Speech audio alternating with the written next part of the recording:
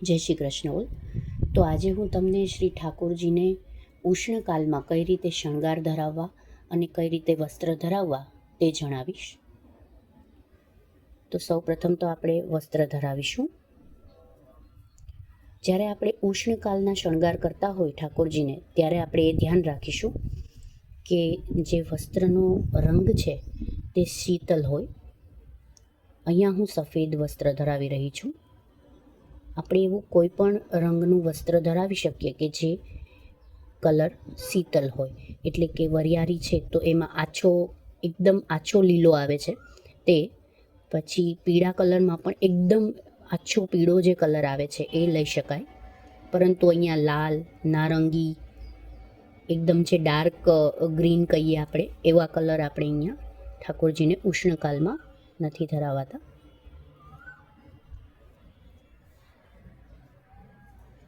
બીજું એ પણ ખાસ ધ્યાન રાખવાનું હોય છે ધરાવતી વખતે કે જે વસ્ત્ર છે તે જરીવાળું ના હોવું જોઈએ, અને જે વસ્ત્ર છે તેમાં વસ્ત્રમાં અહીંયા જે બોર્ડર આવે છે જરીની એ પણ ના હોવી જોઈએ. અત્યારે મેં આ જે વસ્ત્ર ધરાવ્યું છે આ ઉષ્ણકાલીન શણગારમાં આવે અને આને પીછોરો કહેવાય. ત્યારબાદ આપણે કંઠસરી ધરાવીશું. તો કંઠસરી ધરાવવા માટે આ રીતે જે શ્યામ લગાવ છે એને સૌ પ્રથમ અહીંયા ધરાવી દઈશું.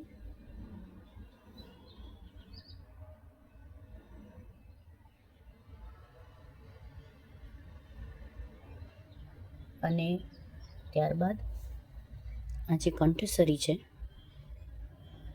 તે ધરાવીશું. તો હવે કંઠસરીમાં અહીંયા આપણે આ રીતે જ ધરાવવાની છે કે ગાંઠ નથી મારવાની પાછળ, માત્ર એને આ રીતે આમ રાઉન્ડ કરી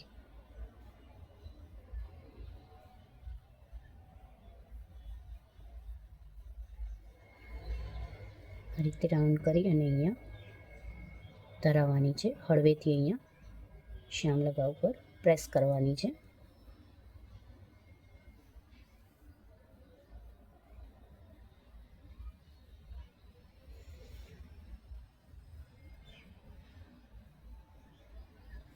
ત્યારબાદ આપણે આ ચંદન મોતીના માલાજી ધરાવીશું. તો ચંદન મોતીના માલાજીમાં પણ સેમ જ રહેશે કે આ રીતે એને આપણે ટ્વિસ્ટ કરી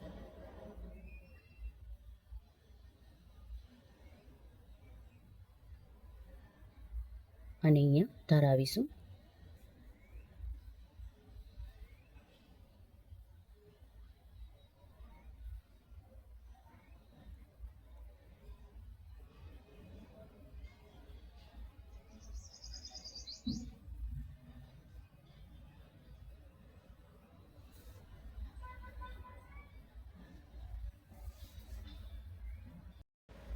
ત્યારબાદ આપણે આ જે કર્ણફૂલ છે તે ધરાવીશું, જેમાં અહીંયા મેં પાછળ શ્યામ લગાવવા રીતે ધરાવેલ છે, અને અહીંયા શ્રી ઠાકોરજીના કર્ણોમાં કર્ણફૂલ આ રીતે ધરાવીશું.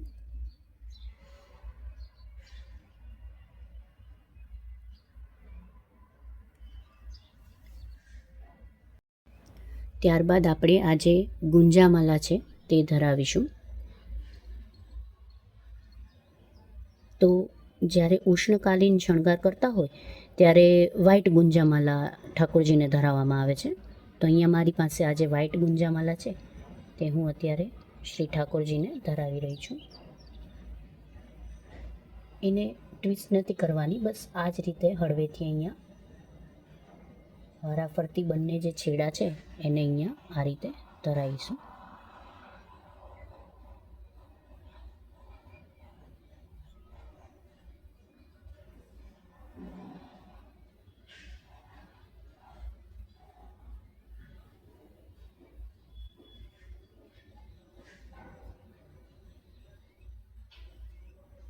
તો આપણી ગુંજામાલા અહીંયા આપણે શ્રી ઠાકોરજીને ધરાવી દીધી છે. ત્યારબાદ આપણે અલકાવલી ધરાવીશું. અલકાવલી ધરાવવા માટે આપણે શ્રી ઠાકોરજીના શ્રીમસ્તક પર પહેલાં અહીંયા આ રીતે થોડો થોડો શ્યામ લગાવ ધરાવીશું.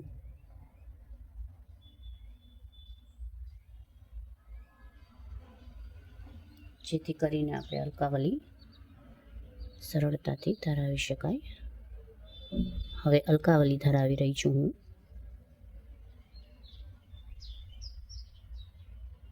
અલકાવલીમાં પણ આ રીતે જે ભાગ છે, જે મધ્યમાં તિલકનો ભાગ, ત્યાં મેં આ રીતે લગાવ ધરાવેલો છે.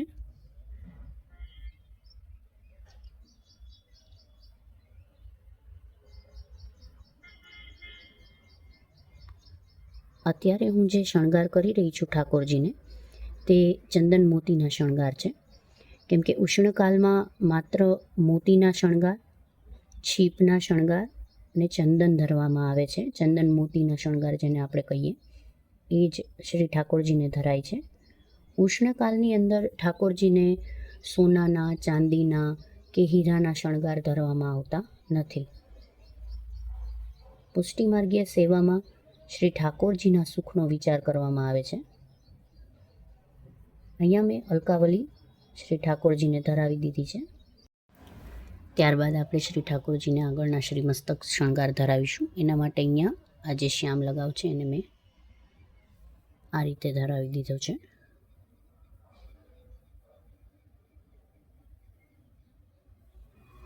અને એના પર શ્રીમસ્તક શણગાર.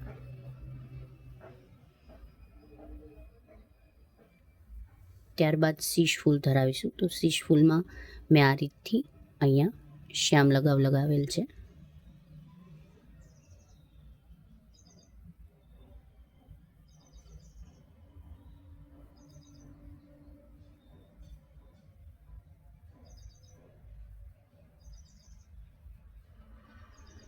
અને આ રીતથી આપણે ધરાવેલ છે.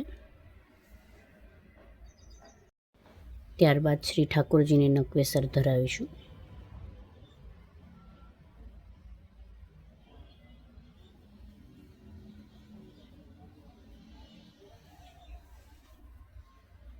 અને નકવેસર બાદ આપણે અચ્ચીબુક ધરાવીશું.